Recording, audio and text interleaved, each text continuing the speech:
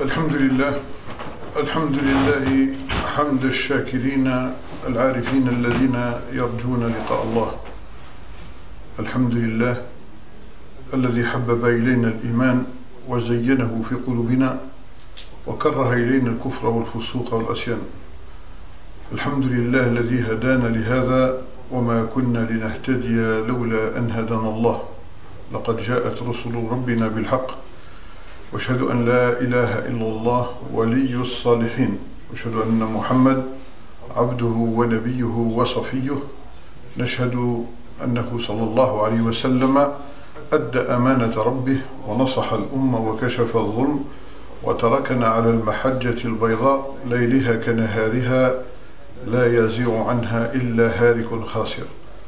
وصلوات ربي وسلامه عليه وعلى آله وصحبه ومن والاه وعلى كل من اهتدى بهديه واستنى بسنته إلى يوم نلقاه. ما بعد، أيها الإخوة الأفاضل، أيها الحضار، أيها المقبلون على بيوت الله، تحية من عند الله مبارك السلام، والسلام عليكم ورحمة الله تعالى وبركاته.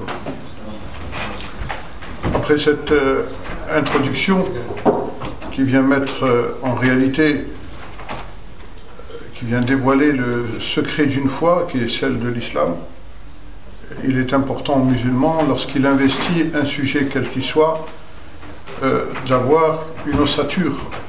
Le musulman, il a une ossature dans sa manière de se référer à la parole de Dieu. Donc il y a une éducation, il y a une déontologie, il y a une manière de revenir vers le livre sacré.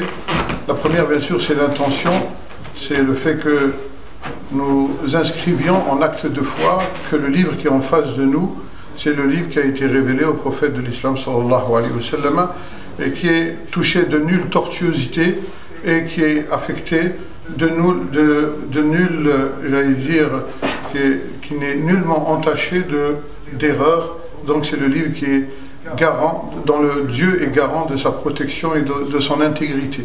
Inna nahnu nazzalna dhikra wa inna lahu lahafidhun. C'est nous qui avons fait révéler le livre du rappel. Le Coran s'appelle le livre du rappel. Wa inna lahu lahafidhun, et nous sommes le garant, c'est-à-dire le protecteur. Ça paraît, ce sont des choses qui sont très répétitives chez nous, au point où nous les méditons presque pas, ou très peu. Donc nous avons une pauvreté dans la méditation. أَفَلَا يَتَدَبَّرُونَ الْقُرْآنَ أَمْ عَلَى قُلُوبِهِمْ أَقْفَالُهَا. Ne médite-t-il pas le Coran? Il ne s'agit pas de le lire et de le répéter. Méditer, ça veut dire que c'est ton cœur qui est en condition de lecture. Ton cœur devient le lecteur. C'est bien que la langue accomplisse la mission qui est la sienne, mais il faut que le cœur suive.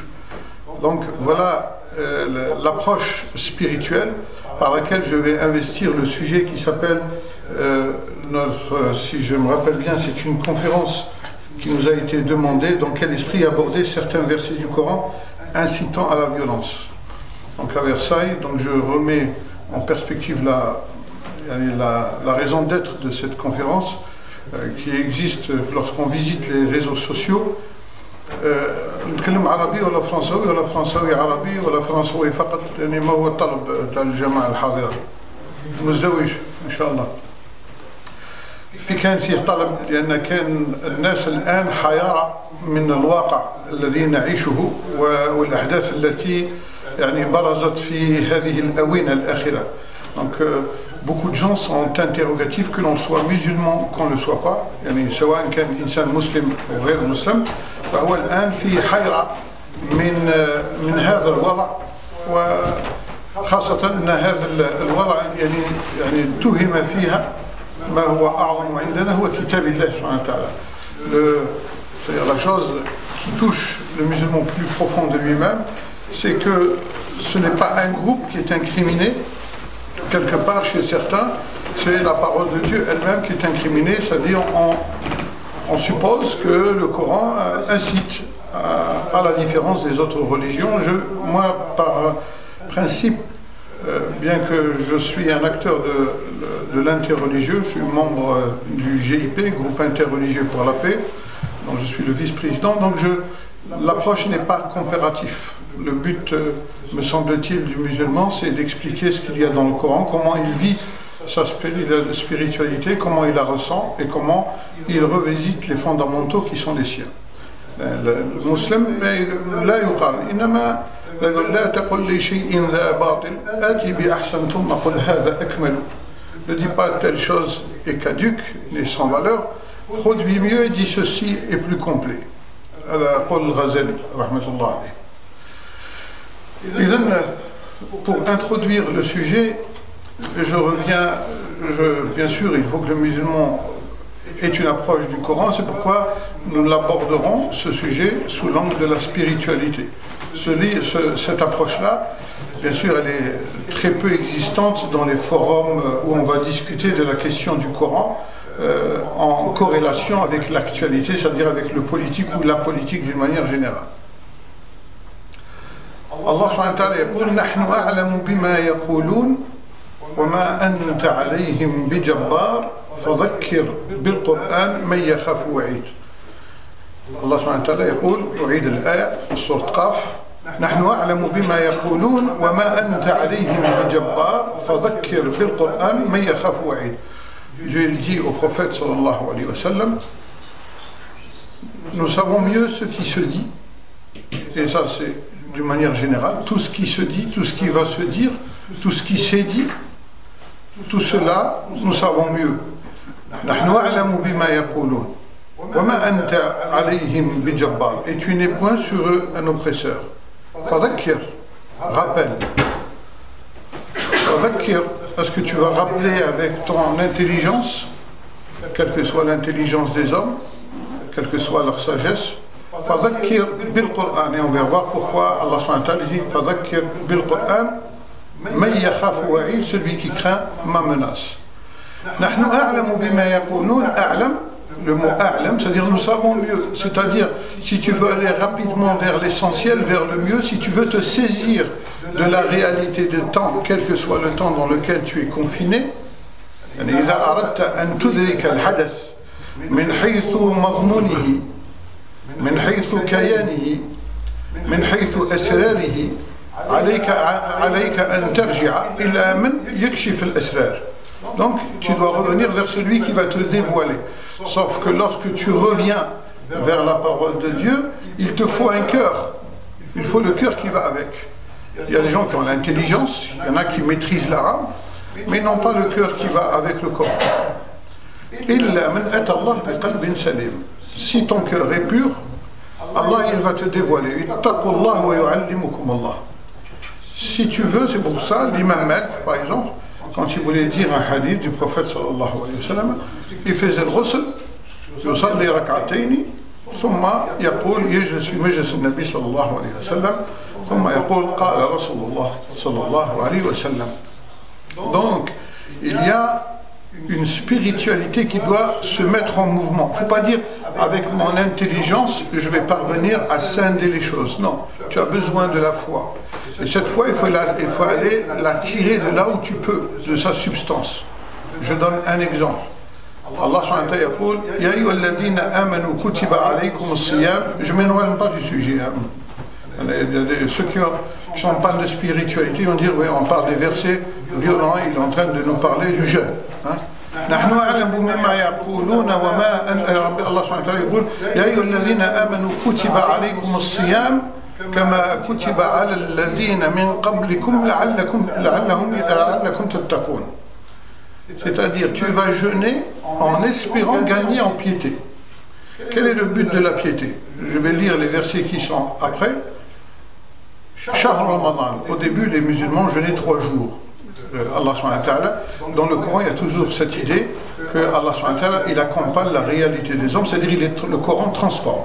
C'est une éducation, comme le prophète sallallahu alayhi wa sallam l'a dit, Addabani Rabbi fa'hsana ta'dibi. Dieu m'a éduqué, il a parfait mon éducation. Donc les hommes, Dieu les accompagne dans la condition et la capacité qu'il y a à leur. Donc le Coran, dans l'éducation qui a été celle du Coran, a constamment accompagné les hommes.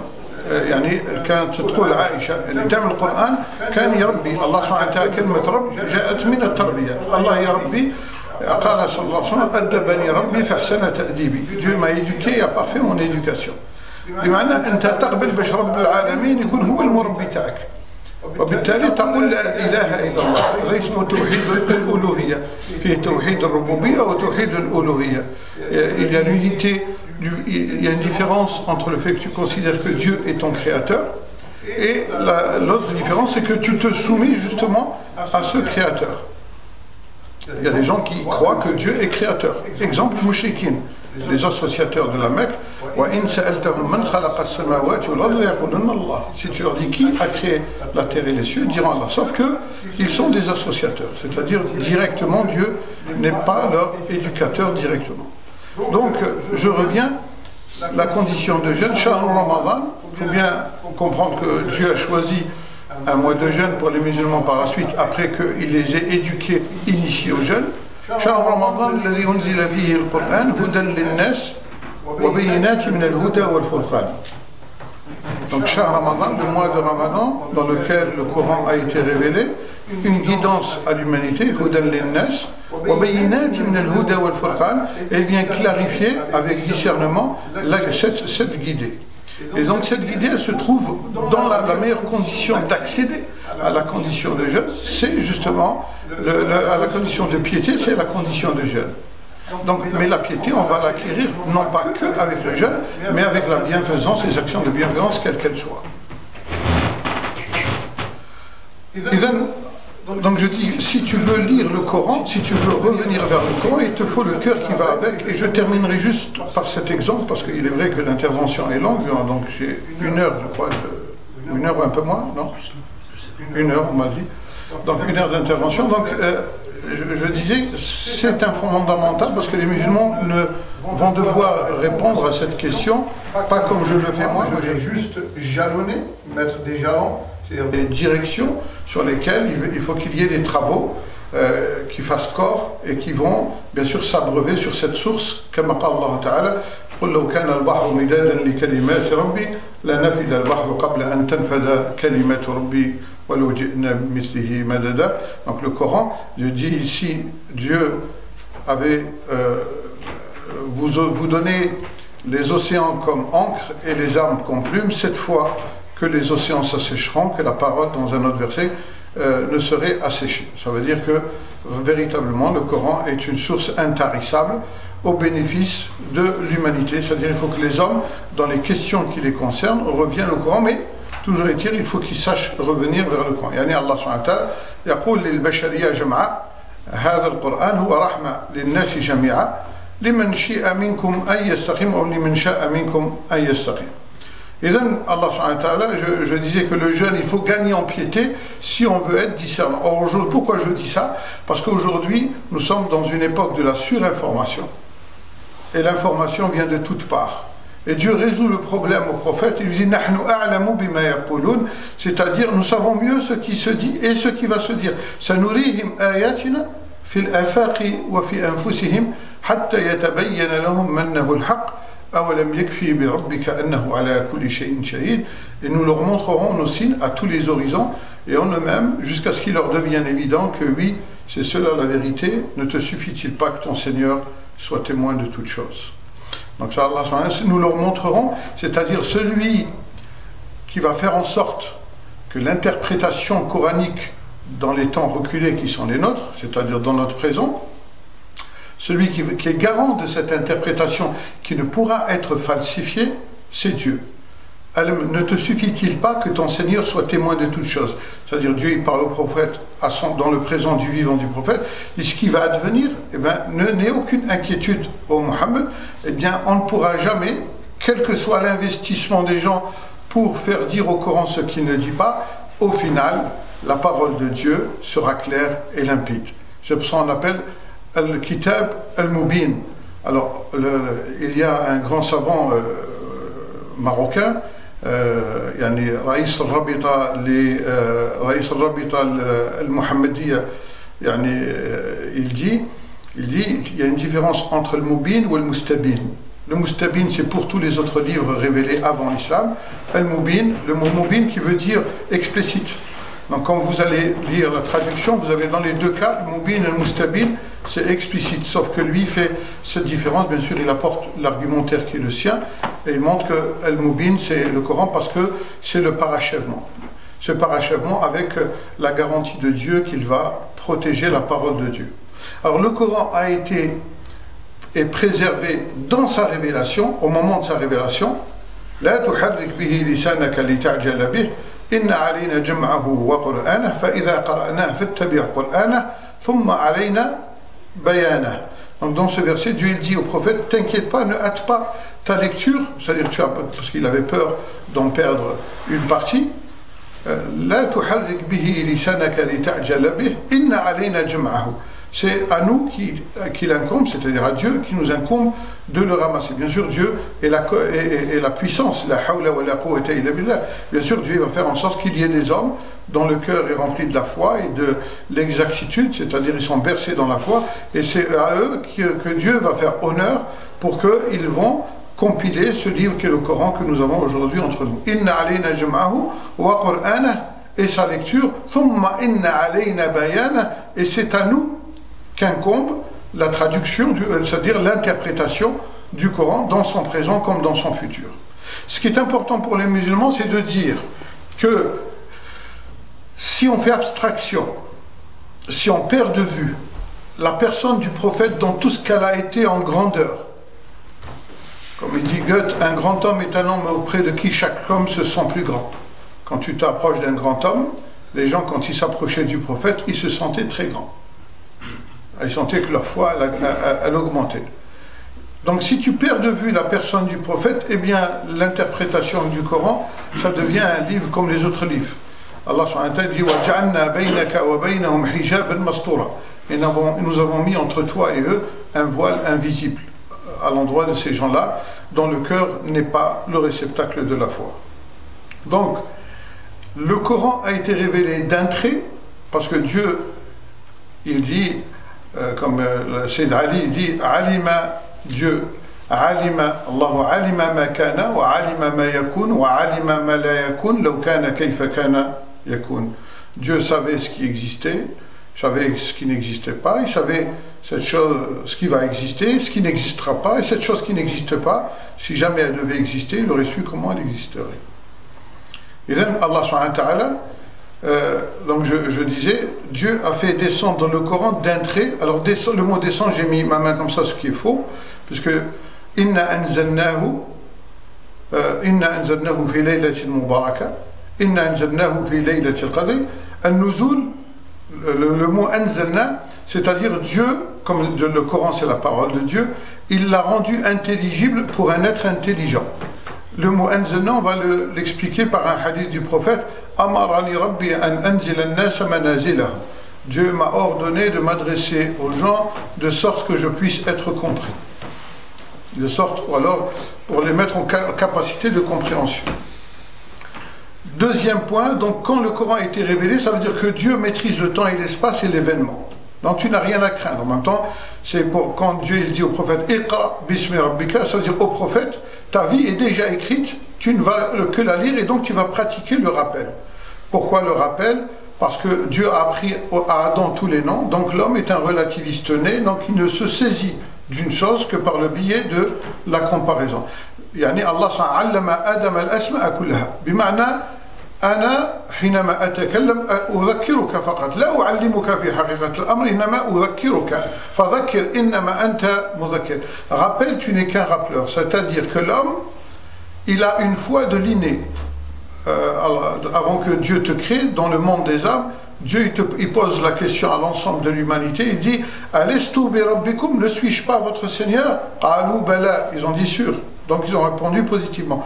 Donc quand je viens, je rentre dans le monde de l'existence, quand toi tu me parles, il y a donc la foi de l'inné qui cogite en toi, et comme Dieu dit au prophète, Ma kunta tadri mal kitab wala al-iman. Ensuite il y a une deuxième foi, qui est la foi du discernement, de la révélation, de la réflexion, celle qui engage la responsabilité qui est la tienne. Ils l'ont dissimulé, mais au fond d'eux-mêmes, de temps en temps, comme un volcan, cette chose-là revient à eux et ils veulent, soit ils la cachent, soit ils la reconnaissent. Et Et donc, quand toi tu dis la ilaha, quand on te dit la ilaha illallah, tu la reconnais. Il y a une identification. Et donc, quand tu dis la ilaha illallah, ton cœur il connaît cette quiétude et cette assurance. Donc, tu ne peux pas, la vérité, tu ne peux pas la définir de manière absolue. La vérité, elle est relative. Ça veut dire quoi? Ça veut dire que toi, tu es un relativiste né, mais le relatif ne prend de sens que parce que tu sous-entends un absolu qui apparaît un et incommensurable. L'insan nisbi. J'ai eu des échanges avec des professeurs. Il me dit, toi tu as ta vérité, moi j'ai la mienne, donc personne ne peut convaincre l'autre de quoi que ce soit. Il me dit donc, il y a la relativité, enfin il m'a tiré Einstein et tout ça.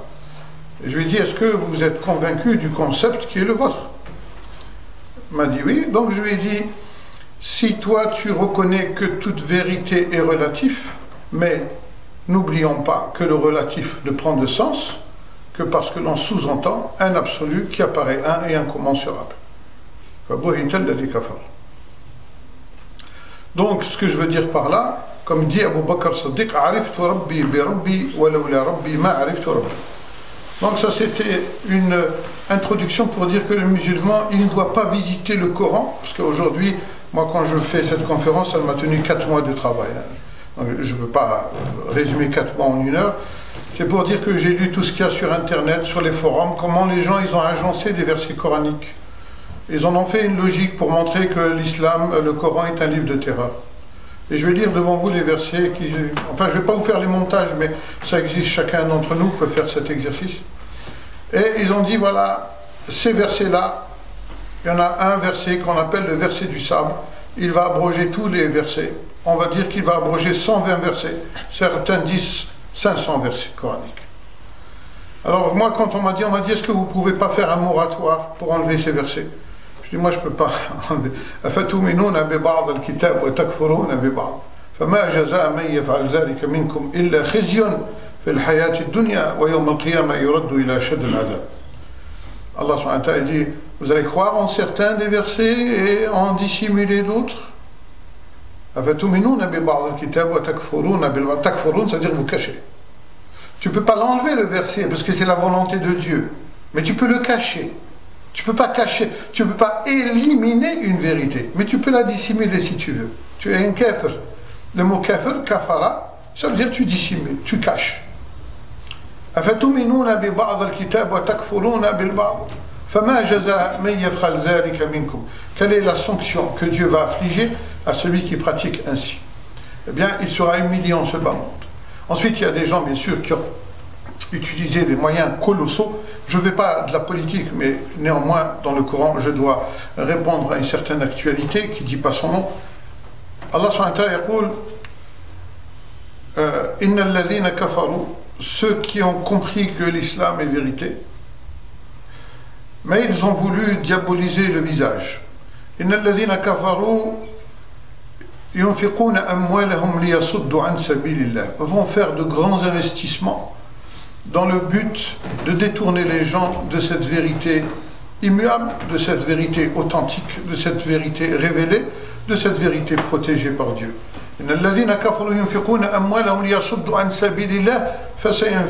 Effectivement, ils vont faire cet investissement.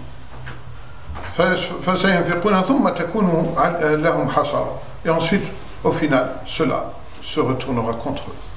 Parce qu'on ne peut pas combattre Dieu. On ne peut pas combattre la vérité. Une vérité reliée à la vérité telle qu'on l'a dit. Bien sûr, chacun d'entre nous, on peut ne pas être d'accord sur une chose. Ce n'est pas de cela qu'on parle. On parle du Coran. إن الذين كفروا ينفقون أموالهم ليصدوا عن سبيل الله فسينفقونها ثم تكون عليهم حسرة ثم يغلبون. Ils seront vaincus. On ne peut pas combattre. يريدون ليطفئوا نور الله بأفواههم والله متم نوره ولو كره الكافرون. Dieu, lorsqu'il a envoyé Mohammed sallallahu alayhi wa sallam, il a envoyé en miséricorde à l'humanité. C'est pourquoi le musulman, il n'est pas un anti quoi que ce soit. On veut que le musulman devienne un anti quelque chose. Il n'a pas besoin de ça. Lui, il est un serviteur du bien, il est un serviteur de Dieu. C'est pour ça que Dieu dit, voilà, attention, on va faire en sorte de vous provoquer pour que vous accomplissiez l'irréparable. ولا يجرمنكم شنآن قوم على أن لا تعدلوا اعدلوا هو أقرب للتقوى. Il ne faut pas qu'un peuple vous incite à commettre les choses dont Dieu vous a interdit. Par exemple, ولا تقتلوا النفس التي حرم الله إلا بالحق. Et ne tuez pas l'âme, parce que celui qui n'est pas musulman, il est d'abord la volonté de Dieu de le faire exister. On raconte que Sidna Ibrahim al-Khalil a reçu un jour, parce qu'il était réputé pour son hospitalité, on le voit quand dans le Coran, quand il reçoit des anges, il va sacrifier, c'est-à-dire un veau très gras, et cet homme qui a 100 ans, on dit 70 ans, 100 ans selon les récits, il vient à lui, il s'aperçoit qu'il ne croit pas au Dieu unique, et il lui refuse l'hospitalité. Et l'ange Gabriel vient à Sidna Ibrahim. يعني سيدنا إبراهيم جاء رجل يعني التمس منه يعني نقص أو عدم الإيمان بالله فيعني لم يكرمه فالله سبحانه وتعالى أرسل إليه جبريل Dieu a envoyé l'ange Gabriel قال يا إبراهيم الله سبحانه وتعالى لم يرضى بهذا الفعل في معنى الحديث قال يا ربي au mon Seigneur il a dit il ne croit pas en toi. Je dis, mais Abraham, ça fait 100 ans que je subviens aux besoins qui sont les siens. Toi, il est venu une seule fois, tu n'as pas subvenu à ses besoins. C'est exactement ce qu'on va lire dans Sourate Tawbah, le verset 6. Alors qu'on est en plein conflit avec le prophète. وَإِنْ أَحَدٌ مِّنَ الْمُشْرِكِينَ اسْتَأْجَرَكَ فَأَجِرْهُ حَتَّى يَسْمَعَ كَلَامَ اللَّهِ ثُمَّ أَبْلِغْهُ مَأْمَنَهُ ذَلِكَ بِأَنَّهُمْ قَوْمٌ لَا يَعْلَمُونَ. Si l'un des associateurs vient à toi, alors que le combat est déclaré avec les associateurs, les païens, la guerre est déclarée après les mois sacrés, mais si individuellement il vient à toi pour te demander, pour écouter la parole de Dieu, te demande protection, accorde-lui cette protection, jusqu'à ce qu'il entende la parole de Dieu. Ensuite, accompagne-le à son lieu de sûreté, car ce sont des gens qui ne savent pas. Donc ça c'est tout de suite après le verset qu'on appelle verset du sabre. Donc les versets du sabre, certains disent 1, d'autres 3, 4, 5 versets du sabre, lesquels versets vont, selon la vision de certains, abroger 120 versets, voire, comme je l'ai dit, 500 versets. Il faut bien comprendre que le prophète sallallahu alayhi wa sallam, contrairement à beaucoup, à ce que pensent beaucoup, vous me faites un signe quand il reste 5-10 minutes, s'il vous plaît. Le prophète de l'islam sallallahu alayhi wa sallam, Allah subhanahu wa ta'ala lui dit, il lui décerne quelque chose qui est grand, il lui dit wa innaka la'ala khuluqin azim, et tu es certes d'une conduite éminente. On rapporte qu'une dame, alors qu'il était à la Mecque, ce qu'on appelle la période mécoise, c'est-à-dire avant l'Hégire, une femme qui était douée, qui avait le verbe facile, parce que les Arabes maîtrisaient, quand je dis les Arabes, faisons attention, quand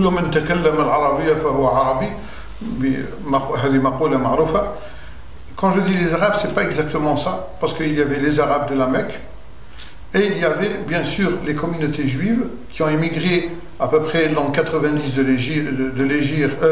l'ère chrétienne, 90 et l'an 300. Ça dépend, il y a les 3 grandes ou 4 grandes familles de juifs, il y en a le Bani Nadir, le Bani Qaynuqa, etc.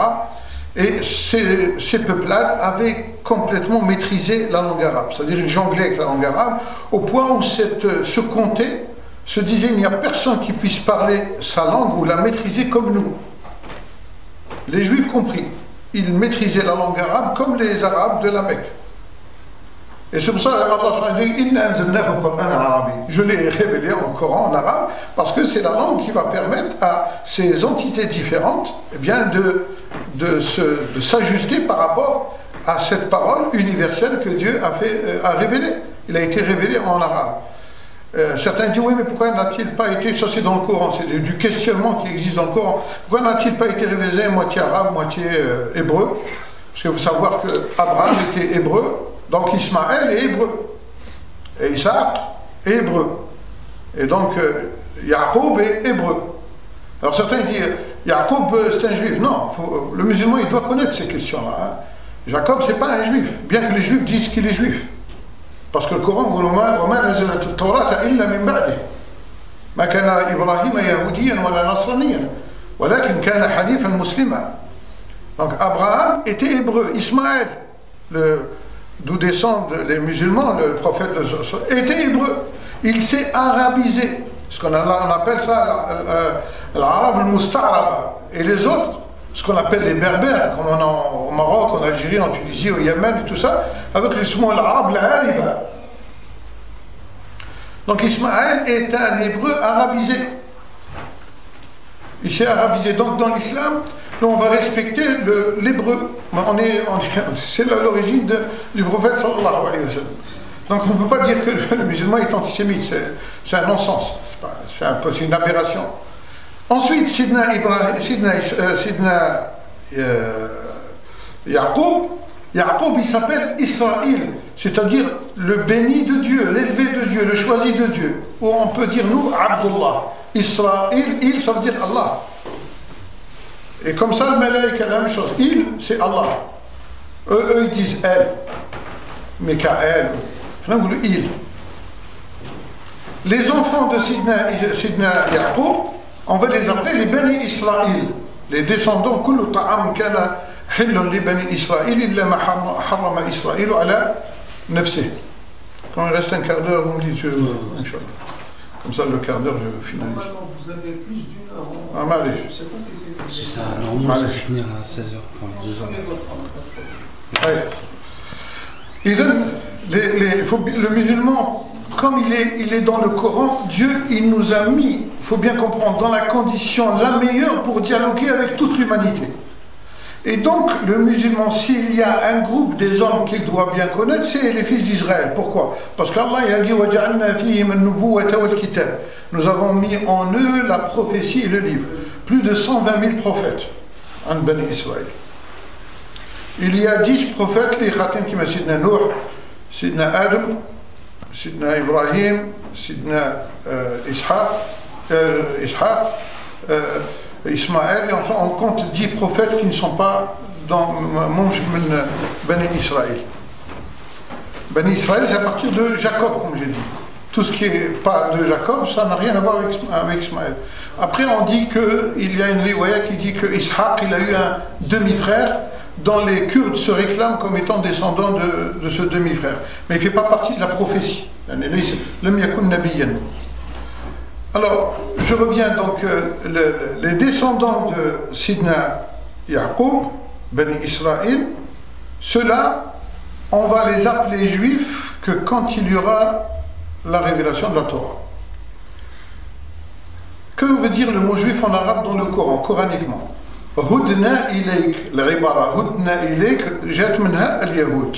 Hudna min al-hidayah, on a suivi la lumière de la Torah. Donc c'est un mot bien, juif, c'est. Nous, il y a un côté péjoratif dans la culture musulmane, c'est maladie, il faut que les musulmans fassent impérativement le ménage. Des fois on dit Yehudi hachak, ça c'est coraniquement c'est condamnable.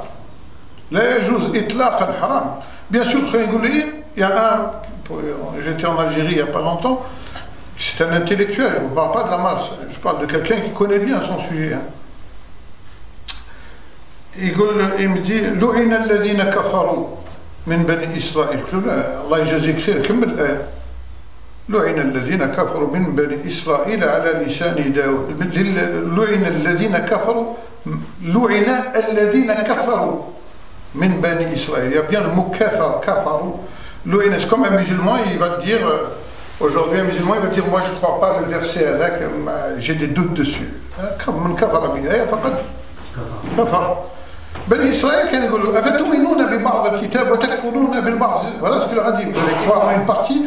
Donc celui qui mécroit en une partie du livre révélé qui est la Torah, il va être un kafir. Parce qu'avant, imaginez, vous êtes du temps de Moïse, il n'y a pas d'islam, il y a la Torah. Donc si tu suis la Torah, tu es musulman. Puisque Sidna Ibrahim, huwa alladhi sammakum al-muslimina min qabl. Donc c'est lui, Sidna Ibrahim, qui vous a appelé les musulmans. Tous ceux qui croient en la Torah étaient musulmans. Après, il vient Zabour, voir Sidna Jabrèche, parce qu'il y a d'autres livres, les livres les plus importants. Donc c'est les psaumes de David. Celui qui ne croit pas aux psaumes de David, ça, il n'est plus musulman.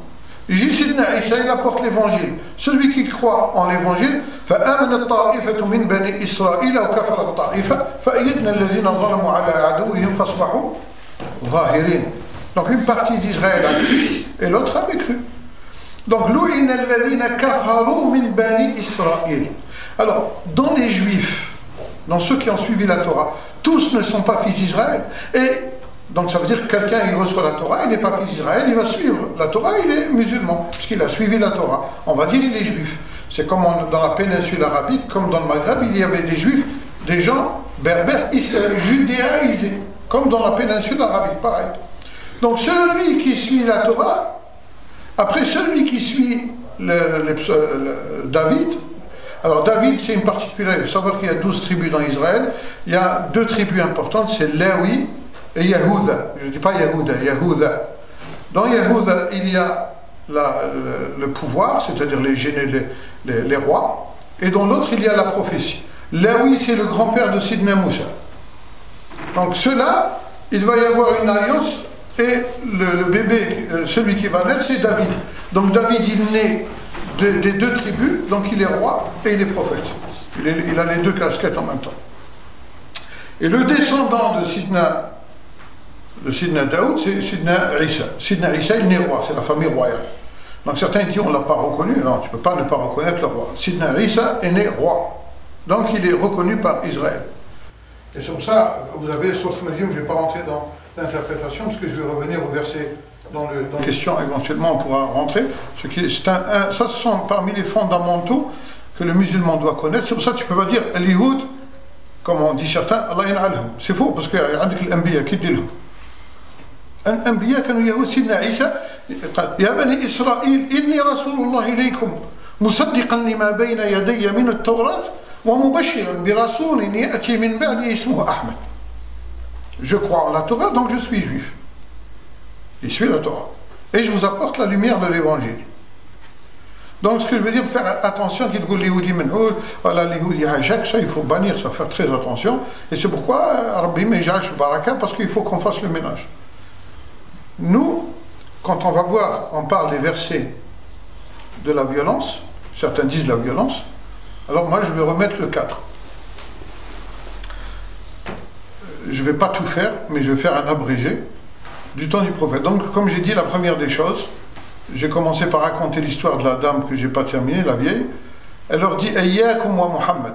Faites attention, Muhammad, c'est un kahin, comme Sidna Omar, un jour, il était au début de sa foi, et il entendait le prophète, il était un peu caché, il avait encore quelques doutes, et Rasul Sam, il récitait Surat al-Haqqa. Et il entendait, il dit Hada Sha'ar. Il entendit le Coran, il dit Hada Sha'ar. Et le Coran, le prophète, il récitait. Il dit Wama huwa biqawli sha'irin qalilan ma tu'minun. Il a dit, ils lui ont dit, ce n'est pas les paroles d'un poète, vous êtes un homme de très peu de foi. Mais il a dit, comment il a su, au fond de lui-même, comment il a su que j'ai pensé ça? C'est un devin. Et le verset poursuit, ce n'est point un devin, vous ne réfléchissez que très peu. Il a dit dans son cœur, d'où vient? C'est la révélation du Seigneur des mondes. Et c'est là, في هذه الآية زل يعني شك عمر بن الخطاب يعني حينما سمع هذه الآيات نزلت على قلب محمد صلى الله عليه وسلم. Donc, je disais, le musulman, il doit s'approprier l'ensemble de la communauté humaine et Dieu le prédispose à être à ce niveau-là. وَجَعَلْنَاكُمْ شُعُوبًا وَقَبَائِلَ لِتَعَارَفُوا إِنَّ أَكْرَمَكُمْ عِنْدَ اللَّهِ أَتْقَاكُمْ. J'essaie à travers l'illustration de ces quelques versets de traduire un peu quelque part la personnalité du prophète. Je termine avec cette dame qui disait Mohammed Kahin, Mohammed ceci, Mohammed cela. Et le prophète, il avait 40 ans, il était un des jeunes qui aidait cette femme à porter ses fardeaux. Il était tellement apprécié de cette dame qu'un jour elle lui dit Wallahi tallahi, parce que les associateurs ils juraient par Dieu. Elle lui a dit Wallahi tallahi innaka la'ala khuluqin azim. je jure par Dieu que tu es d'une éminente conduite. Jamais vu quelqu'un qui a une conduite aussi grande, aussi merveilleuse. Elle lui dit, qui es-tu? Et elle lui disait, Ayyaka, même à lui, elle lui disait, fais attention à Mohammed. Qala ana Mohammed. Sallallahu alayhi wa sallam. Donc, le prophète de l'islam, sallallahu alayhi wa sallam, était parfaitement identifié par sa communauté. C'est-à-dire, les juifs le connaissaient, les associateurs, les Mécois le connaissaient dans sa personnalité. Donc, il est le véridique, hein, il est authentique. Donc, avant la révélation même. Et c'est à lui qu'on faisait les dépôts. Et quand il a fait les girs, il a confié la tâche à Ali ibn Abi Talib de rendre les biens, les dépôts à leurs propriétaires alors qu'il était en conflit avec eux. Et donc si, on n'a pas le temps, si on perd de vue la personnalité du prophète, on ne comprend pas comment le prophète de l'islam a réussi dans ce contexte extrêmement belliqueux, c'est-à-dire à faire émerger l'islam. Je résume. De l'ère de la 4e année de l'Hégire à la 10e année de l'Hégire, les musulmans ont perdu dans leur rang 138 personnes. Les non-musulmans, ça c'est le professeur Hamidullah qui le donne, vous allez trouver ça dans la vie de Mohammed, dans d'autres écrits, et les non-musulmans, un peu plus de 250 personnes. Parce que le prophète, il était toujours dans une logique de dissuasion dans sa manière de parler, dans sa manière de composer avec son ennemi. Donc il y avait le moins de morts possible. Parce que le prophète, il voyait que tout ce monde-là, au final, va rentrer dans l'islam. Donc il fallait régler les conflits. Alors même dans sa condition d'adversité, il était un message de clémence. C'est-à-dire il y avait clémence dans sa manière de contrer son ennemi. Dans sa face, il y avait de la dissuasion dans sa personne. On disait de toute façon pourquoi on va le combattre, il ne va pas toucher à nos épouses, il ne va pas toucher à ça, etc.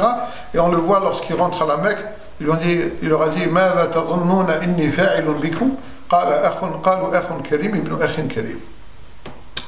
donc je reviens au verset dit du sabre.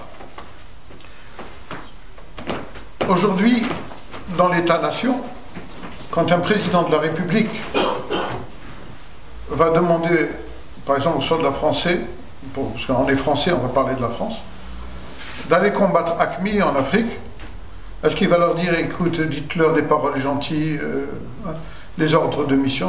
Le peuple français n'est pas outillé, n'est pas habitué à lire les ordres que va leur donner le chef d'état-major de l'armée quand on va combattre un ennemi. C'est vrai ou c'est pas vrai? Actuellement. Le citoyen dans les journaux, il ne va pas leur dire, voilà, pas de quartier, vous les tuez, etc. Non, tu ne dis pas ça. Donc, tandis que le Coran, il est révélé aux musulmans, mais même les non-musulmans vont se l'approprier. Les deux parties vont lire le Coran. Dans le Coran, les mouchriquines, yattali'un ala kitabillah subhanahu wa ta'ala. Hina nuzul wa Qur'an faraqnahu litaqrahu ala an-nasi ala mukthin wa nazzalnahu tanzila. Et le Coran, nous l'avons fragmenté, donc c'est un seul livre qui est révélé, donc une clémence, je dis bien, à l'endroit de l'humanité, dans les circonstances qui sont les plus difficiles, parce que imaginez que du temps du prophète, tout se passait bien, tout le monde il est beau, tout le monde est gentil. Nous aujourd'hui on dira, oui mais on a des conflits, on a Daesh, comment on fait? Le prophète il n'a pas eu Daesh, comment on fait nous aujourd'hui? Non, le prophète c'était encore plus dur. Il avait des ennemis à l'extérieur. Il avait des ennemis à l'intérieur, puisqu'il y avait des coalitions à l'intérieur. Il avait les munafiqin, et il y avait la faiblesse des musulmans, fikum samma'un. Il y avait des musulmans qui étaient sensibles à ce que disaient les autres, à la propagande. C'est pour ça, moi, le premier verset par lequel j'ai commencé, c'est « Nahnu a'lamu bima yaqulun wa ma anta alayhim bijabbar » Nous savons mieux ce qui se dit. Donc, tout ce qui va se dire, qui se dit, Dieu, il éduque le prophète. Dieu lui dit, voilà, on sait que hein, tu as la poitrine qui se serre quand tu vois certains musulmans se comporter d'une certaine manière, etc., etc. Alors, il y a une éducation dans cette dynamique et il faut bien comprendre qu'il y a des règles. Par exemple, vous savez que Sourate Tawbah, elle fait continuation de la Sourate Al-Anfal. Et Sourate Al-Anfal, Allah il parle de Sourate Al-Anfal, le butin, ce qu'on appelle « Yas'alunaka 'anil anfal » قل الأنفال لله.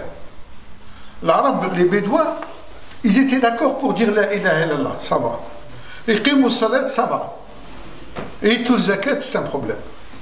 Hein, pourquoi? Parce que dans la coutume arabe, quand tu donnes l'argent à une autre tribu, c'est-à-dire que tu es en soumission. Et ça, ils ne l'acceptent pas.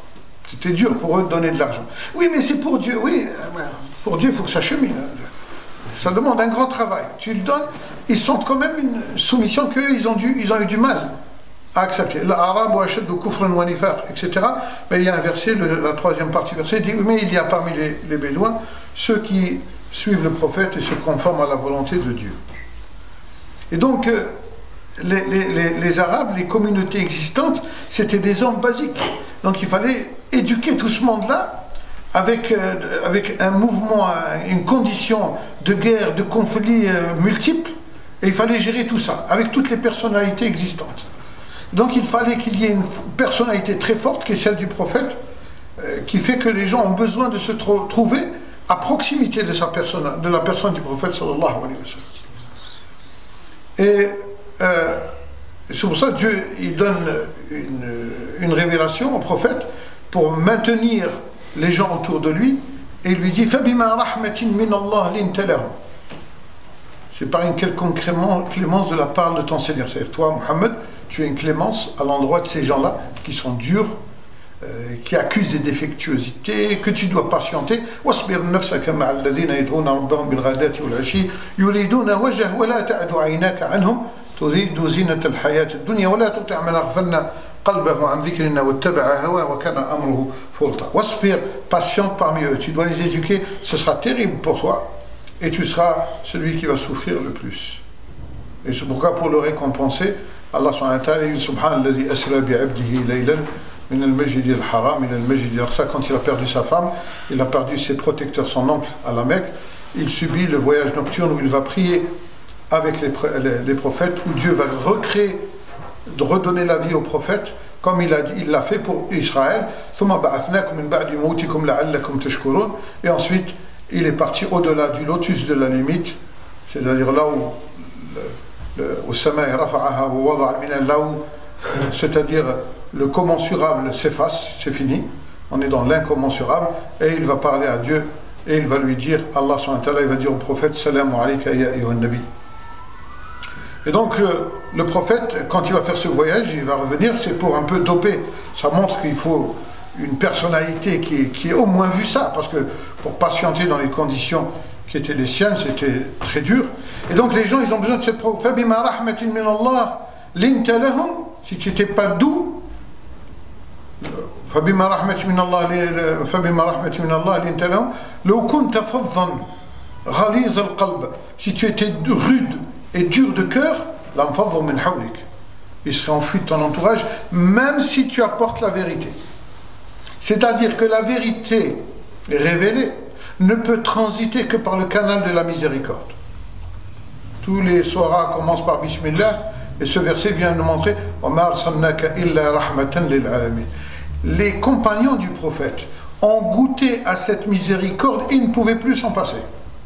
C'était grand, c'était noble, c'était quelque chose qui se renouvelait, c'est une source intéressante. فَبِمَا رَحْمَةٍ مِّنَ اللَّهِ لِنْتَ لَهُمْ لَوْ كُنْتَ فَضًّا غَلِيظَ الْقَلْبِ لَانْفَضُّوا مِنْ حَوْلِكَ فَاعْفُ عَنْهُمْ. Pardonne-leur. Non seulement tu leur pardonnes, وَاسْتَغْفِرْ لَهُمْ فَاعْفُ عَنْهُمْ وَاسْتَغْفِرْ لَهُمْ وَشَاوِرْهُمْ فِي الْأَمْرِ.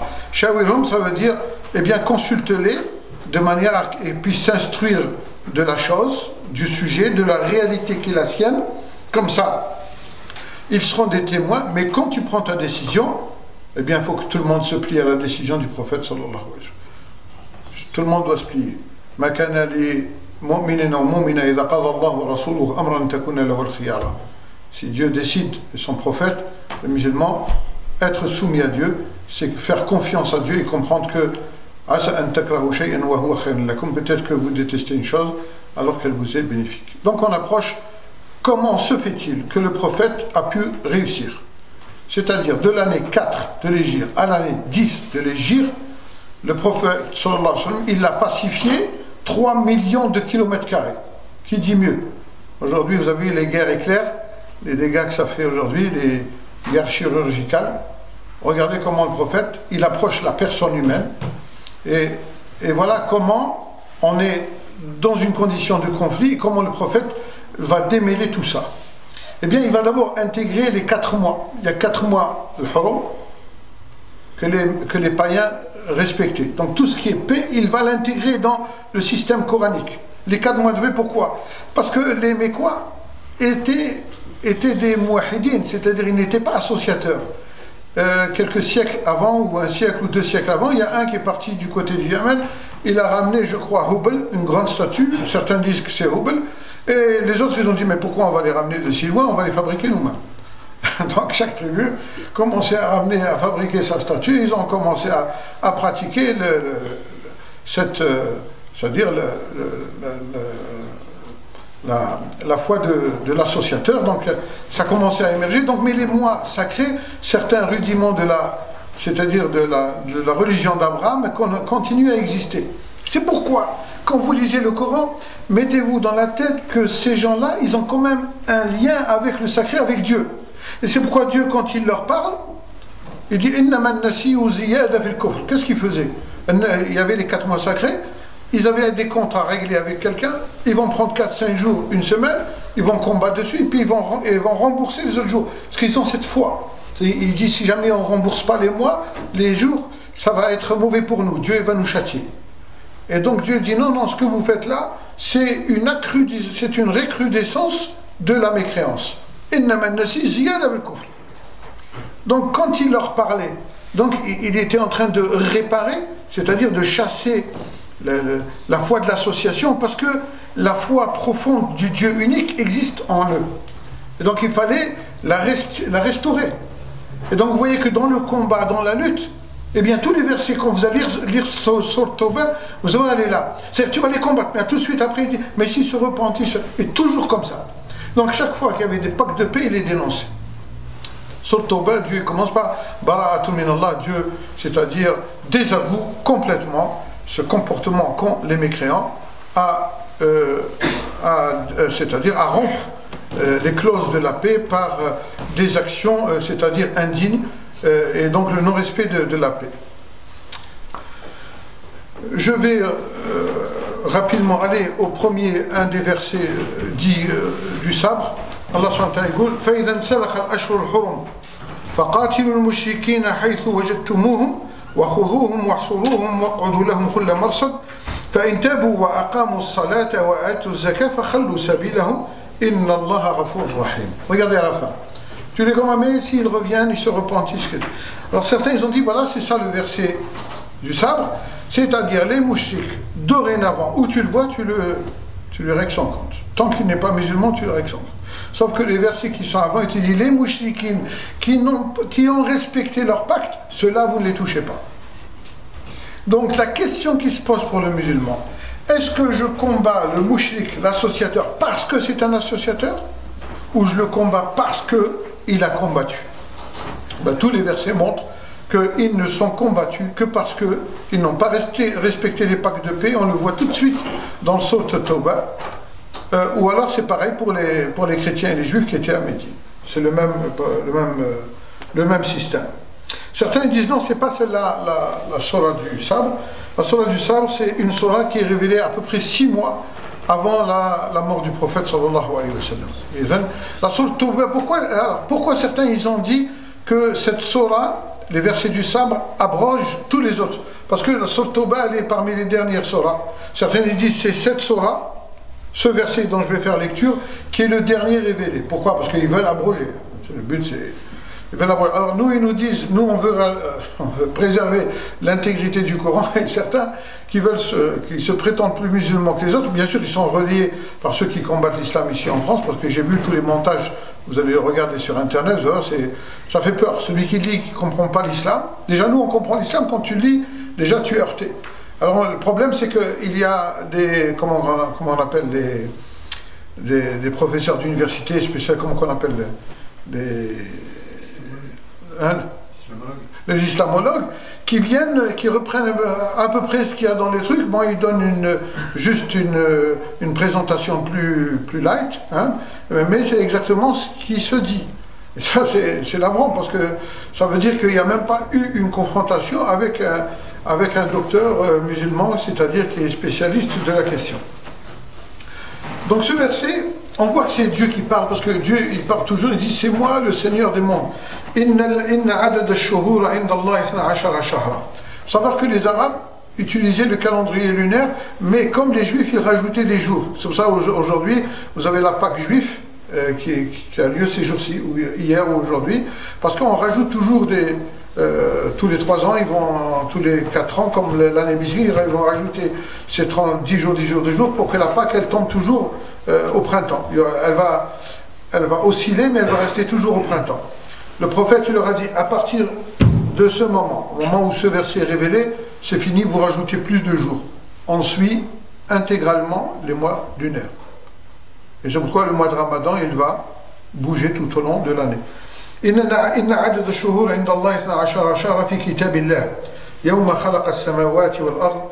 Alors, comme le jour où Dieu a créé la terre et les cieux, c'est-à-dire, on a l'impression que le temps était d'une certaine manière au moment de la création de la terre et des cieux, puis il s'est passé quelque chose cosmologiquement, et à la venue du prophète, comme pour signifier qu'il est le sceau de la prophétie, eh bien, le calendrier lunaire, c'est-à-dire, est en corrélation, c'est-à-dire avec la réalité du cosmos.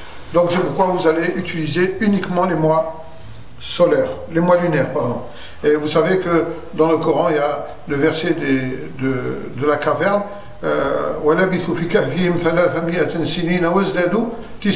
le Coran est révélé à la Mecque chez des gens qui utilisent le calendrier lunaire, alors que les gens de Ashab al-Kahf, ils sont en Asie mineure, chez des gens qui utilisent le calendrier solaire. Une année solaire, c'est 365 jours, un quart, et une année lunaire, c'est 354,54. Si vous faites le rapport de l'année solaire sur une année lunaire, vous trouvez 1,03. 300 qui multiplie 1,03, ça fait 309. ولبثوا في كهفهم 300 سنين وازدادوا 9. هذا البروفيسور بشير التركي يعني في كتابه منهاج الإسلام ودين العلم, وكانت عنده مجلة رحمة الله عليه. Bachir Turki, c'est un atomicien de la première heure, donc membre du Collège de France, qui a écrit ce livre qui est bon, qui est bien à consulter, qui s'appelle l'Islam religion de la science. Alors, Allah subhanahu wa ta'ala, ensuite, qu'est-ce qu'il dit? Minha arba'ati hurum.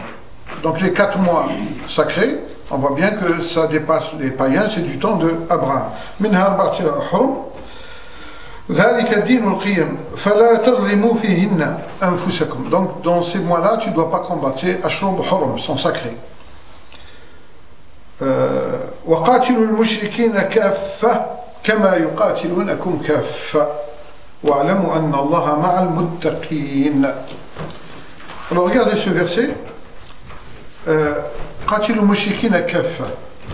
Alors certains ils ont dit tuer les mouchikines sans exception. C'est ce que vous trouvez dans les interprétations. Faites très attention. Ce verset est un verset clé. C'est ce verset pratiquement que certains disent c'est le verset du sabre. Et c'est lui qui va abroger les 120 versets, voire les 500 versets. Qatilul mushrik, pourquoi 500? Parce que c'est un verset qui est révélé vers la fin. Alors, Qatilul mushrikina kaffa. Alors, traduction, tuez-les tous sans exception. Comme ils vous combattent sans exception. Et tous les commentaires, vous faites YouTube, et vous avez tous les commentaires. Sauf qu'il faut revenir aux experts. Je ne dis pas aux prédicateurs, il faut revenir aux experts. Que disent les experts musulmans sur ça, dans l'expert en chef, Sayyid al-Mufassirin, l'imam al-Qurtubi.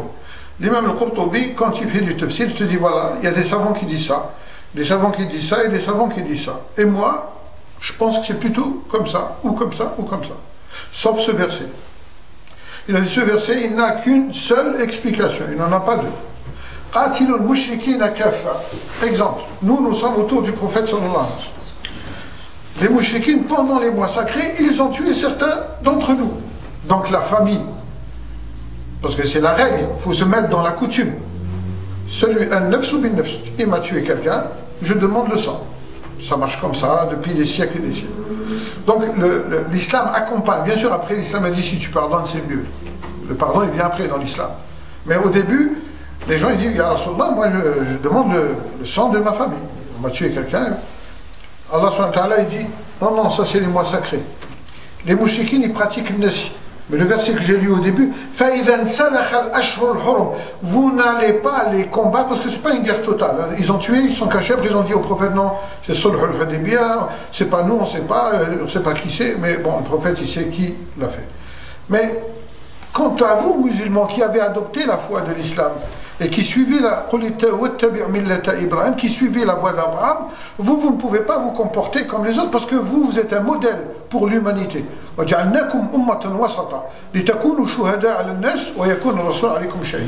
Donc comme vous êtes un modèle, vous ne pouvez pas pratiquer comme les autres. Il ne faut pas que la pratique qui est la leur vous incite à produire le même.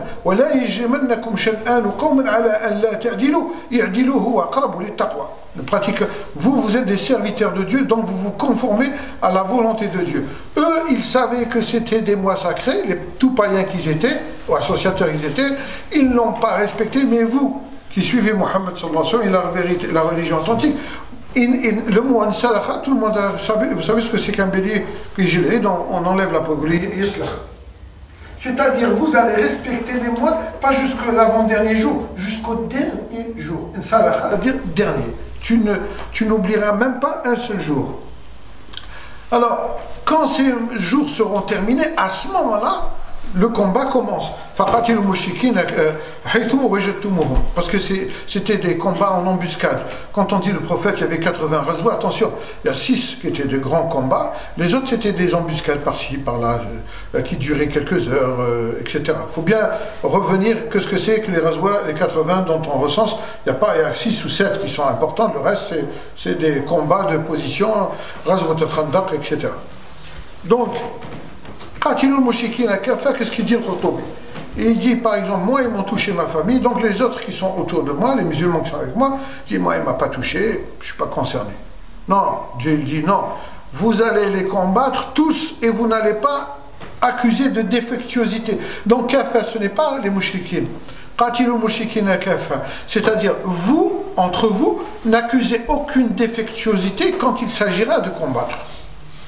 Comme eux n'accusent dans les rangs qui sont les leurs, concernant les mouchikines qui sont concernés par ceux, parce que tous les mouchikines ne le sont pas, on le voit dans les autres versets, comme eux n'accusent pas de défectuosité au moment où ils vous combattent.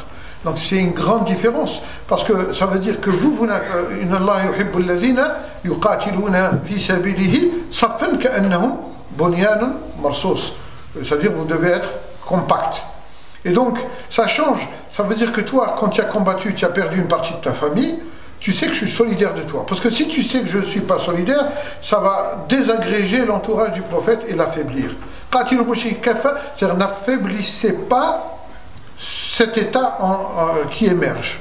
Ensuite, quand les versets sont révélés, l'islam c'est un état en quête de devenir. Donc ce sont des décisions d'état. Ce n'est pas le prophète en tant qu'individu. C'est un état en gestation. Donc, quand il dit Qatilous, c'est le genre aujourd'hui, quel est le pays qui ne livre pas bataille? Aujourd'hui, on livre bataille à Daesh. Allez loin, et vous allez prendre vos avions, vous allez larguer vos bombes. Il ne va pas dire envoyer des bombes qui donnent des bonbons. Non, envoyer des bombes qui tuent. Mais là, vous tuez sans discernement. Tandis que dans l'islam, certains ils ont dit on va attaquer la Mecque. Vous allez voir dans les versets coraniques, Dieu dit non, dans la Mecque, il y a encore des familles qui sont musulmanes. Ils sont convertis à l'islam, vous risquez c'est-à-dire de faire couler ce sang-là et Dieu ne le veut pas. Et c'est pourquoi Dieu a fait en sorte que le prophète entre à la Mecque dans une condition de dissuasion, de sorte que le sang ne coule pas et que les vies des croyants soient préservées. Donc tout a été fait par le prophète, par Dieu, c'est les desseins de Dieu, c'est-à-dire c'est la stratégie divine pour préserver la vie de tout un chacun et de permettre même à l'associateur qui est intrigué, parce que Khalid ibn al-Walid, vous savez quand ils ont fait le pèlerinage, ils ont dit au prophète tu rentres 3 jours et tu sors et tu rentres sans armes. Le prophète bien sûr il a envoyé les armes, il les a dissimulées, il dit au cas ils ne vont pas respecter leurs paroles parce qu'ils ont toujours failli c'est-à-dire aux pactes qui étaient les leurs, mais il a respecté le contrat dans ses clauses, donc il est rentré sans armes. Et il a sacrifié une centaine de bêtes. Et il a dit aux associateurs, venez manger avec nous. Ils ont dit non, non, non, nous on ne veut pas manger. tu nous as donné ta parole, tu es un homme de parole, tu termines ton pèlerinage et tu sors. C'était après Ghazwat Uhud. Khalid ibn Walid, il a dit, comme la Mecque, elle est entourée de montagnes, s'il ne sort pas, on ne pourra jamais le déloger. Et c'est fini, la Mecque est prise. Et Khalid ibn Walid, il examinait, parce que lui, il était dans le camp adverse. Et à la fin, quand le prophète a terminé son pèlerinage, il est revenu à Médine. Khalid ibn Walid, il a dit, هذا الرجل لا يريد أن يستولى على البلاد إنما يريد أن يستولى على القلوب. Cet homme ne veut pas la prise de la ville, mais il veut l'emprise des cœurs. Il veut pénétrer dans les cœurs. Et c'est pour ça qu'il s'est rendu une des causes à Médine et il a embrassé l'islam. Donc, qatilul mushrikina kaffa, c'est-à-dire vous devez ne pas accuser de défectuosité et non pas tuez-les tous. Non, ça n'a rien à voir. Vous allez voir dans les traductions en français, tuez-les sans exclusivité. Tous. Alors kafa, ça veut dire ici, comme il dit l'imam al-Qurtubi, c'est-à-dire n'accusez pas, restez unis dans votre combat contre cet adversaire qui ne respecte pas les pactes. Qatilul ladina la yu'minuna billah. Alors là, c'est à l'intérieur. Certains ils ont dit non. Le verset du sable, c'est celui-là, parce qu'à l'intérieur de Médine, il y avait donc des juifs et des musulmans et des mages. Il y avait aussi les mages. Les mages, ils disent, Ya Rasulallah, qu'est-ce qu'on fait? C'est-à-dire pratiquer à leur endroit le même statut que des gens du livre, sauf que vous n'avez pas le droit d'épouser et de manger la nourriture. Parce que nous, on peut manger la nourriture des juifs et on peut leur donner notre nourriture. قاتلوا الذين لا يؤمنون بالله ولا باليوم الآخر ولا يحرمون ما حرم الله ورسوله ولا يدينون دين الحق من الذين أوتوا الكتاب حتى يعطوا الجزية عن يد وهم صغيرون. Certains disent voilà, le prophète a été dur avec les chrétiens, etc., etc. On a le droit de le dire, tout le monde le sait, on ne va pas le cacher. Les spécialistes, qu'ils soient musulmans, qu'ils ne le soient pas, le connaissent. Mais, quel est le problème? C'est qu'ils ont été accusés de haute trahison parce qu'ils ont comploté contre le prophète. Ces gens-là de Médine ont dit aux gens de la Mecque, combattez le prophète et c'est nous qui finançons le tout. La finance, tous vos dépenses, c'est nous qui assumons. Quand le prophète a pris ça, donc, pour haute trahison, normalement, la peine, c'était la peine de mort. Mais Dieu n'a pas voulu la peine de mort. Donc il a dit, alors ils vont en contrepartie donner la jizya. Wahum sarirun. Vous savez, quand tu donnes de l'argent à quelqu'un, donc tu donnes de l'argent, ça veut dire tu te sens plus supérieur à lui, tu lui donnes de l'argent.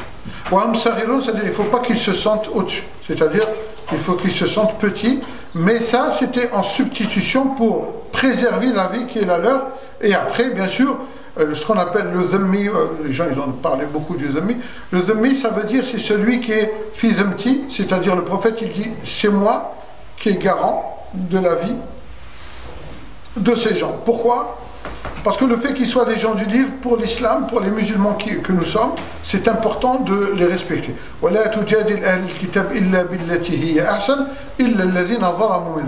Et ne t'adresse aux gens du livre que de la meilleure manière, hormis les gens qui sont rentrés en oppression. C'est-à-dire, leur religion ne te gêne pas, sauf quand eh bien, ils rentrent en oppression et deviennent des oppresseurs. Donc, en résumé, je dirais que le prophète n'a jamais combattu quelqu'un pour sa foi, parce que dans l'islam, nous avons un système de valeurs qui honore toute l'humanité tout entière.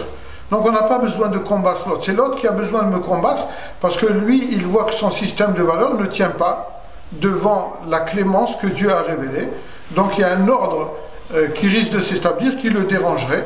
Et donc il va combattre le musulman, mais le musulman n'a pas besoin d'un ennemi. Il y a des gens dans leur concept, ils ont besoin d'un ennemi pour exister. Le musulman, lui, il a la paix en lui. Il dit assalamu alaikum quand il rentre dans la prière.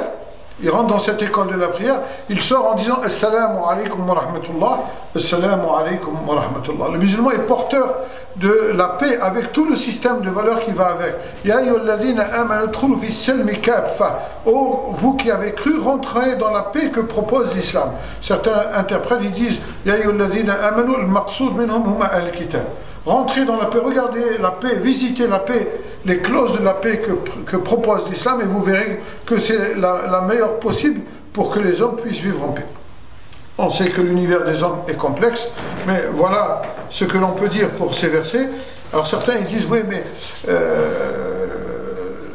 pourquoi j'ai fait rentrer une fois des gens dans la mosquée qui n'étaient pas musulmans. Je dis, mais le prophète de l'islam à Médine, les chrétiens ils sont venus, ils ont échangé avec lui, et ils ont dit à Rasulullah, on n'a pas où prier. Ils vont prier la Trinité, je veux dire. Il les a fait rentrer dans la mosquée, c'est-à-dire à Rawda. Et notre mosquée, nous ici, elle n'est pas la mosquée de Médine, encore moins Rawda. Ils rentrent dans Rawda, ils ont prié. Et ils sont sortis. Médine, c'était comme un État. Et quand ils sont sortis, la moitié d'entre eux est revenue et ils ont embrassé, ils ont reconnu la prophétie de Muhammad sallallahu alayhi wa sallam. لا ينهاكم الله عن الذين لم يقاتلوكم في الدين ولم يخرجوكم من دياركم أن تبروهم وأن تقسطوا إليهم إن الله يحب المقسطين. Dieu ne vous défend pas d'être bon et équitable envers ceux qui ne vous ont pas attaqué à cause de votre religion et qui ne vous ont pas expulsé de vos foyers. Dieu aime ceux qui sont équitables. Aujourd'hui, nous sommes dans une république, c'est-à-dire on partage le pain avec des gens qui ne sont pas de notre religion, qui sont chrétiens, qui sont juifs, qui sont athées. Donc ces gens-là, donc il y a une certaine paix. Nous sommes garants, nous, musulmans, de cette paix. Nous devons la défendre du mieux possible. Voilà. Et Dieu il dit mieux que ça dans un verset qui est juste avant.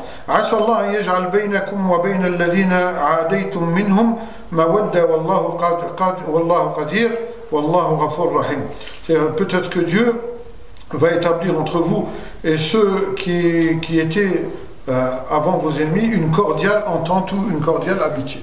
Donc voilà ce que je veux dire. Il faut que le musulman sache revisiter ses fondamentaux. Il faut qu'il y ait des débats bien sûr entre les musulmans. Il faut que l'on sache qu'il y a dans les règles d'abrogation, quand tu dis il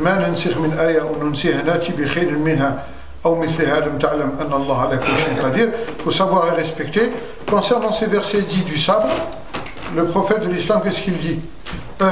Les savants, les juristes consultent, qu'est-ce qu'ils disent à l'endroit de ces versets? Ils disent هذه الآية أو هذه الآيات اللي هي آية الحرب محكمة لذاتها وليست ناسخة لغيرها. أعيد العبارة. هذه الآية محكمة لذاتها وليست ناسخة لغيرها. على قول قولي هذا واستغفر الله لي ولكم فاستغفروه تجدوه غفور رحيم. وللحديث بقي بطبيعة الحال. نسأل الله سبحانه وتعالى أن يتقبل منا ومنكم. نسأل الله سبحانه وتعالى أن يبارك فيكم. نسأل الله سبحانه وتعالى أن يعينكم على إتمام هذا المشروع. يجعل هذا المسجد منارة في هذه البلدة ويجعله لكم ذخرا يوم تلقوا الله سبحانه وتعالى. اللهم احفظنا في أبداننا وأسماعنا وأبصارنا. اللهم يا ربي لا تذرنا في هذا الجمع المبارك ذنبا إلا غفرته ولا كربا إلا فرجته ولا حاجة هي لك رضا ولا فيها صلاح إلا قضيتها يا أرحم الراحمين. اللهم ارحمنا فإنك بنا راحم ولا تعذبنا فإنك بنا قادر. ربنا لا تشمت بنا الأعداء. ربنا لا تجعلنا نفتقر لأحد سواك. اللهم اغننا عن السؤال. اللهم يا ربنا علمنا أن لا ملجأ منك إلا إليك. ربنا اخترنا الوجود قنا على باب رحمتك وفضلك وعفوك فلا تطردنا وخذ بأيدينا ولا تتركنا لأنفسنا طرفة عين. يا نعم المولى ويا نعم النصير. يا من دلت له رقاب الجبابرة وخضعت له أعناق الفراعنة. يا من يكفي عن كل أحد ولا يكفي عنه أحد. يا سند من لا سند له. نسألك يا ربي أن تنصر دين حبيبك محمد. اللهم يا رب هيئ لنا من أمرنا رشدا واختم لبقية الصالحات أعمالنا وارحم موتانا واشف مرضانا واجبر كسرنا واجمل شملنا واجعلنا جميعا معتصمين بالعروة الوثقى لا انفصام لها واحشرنا في زمرة حبيبنا محمد واسقنا حوضه ولا تفتنا بعده. سبحانك اللهم وبحمدك أشهد أن لا إله إلا أنت أستغفرك وأتوب إليك. سبحان ربك رب العزة عما يصفون والسلام على المرسلين الحمد لله رب العالمين.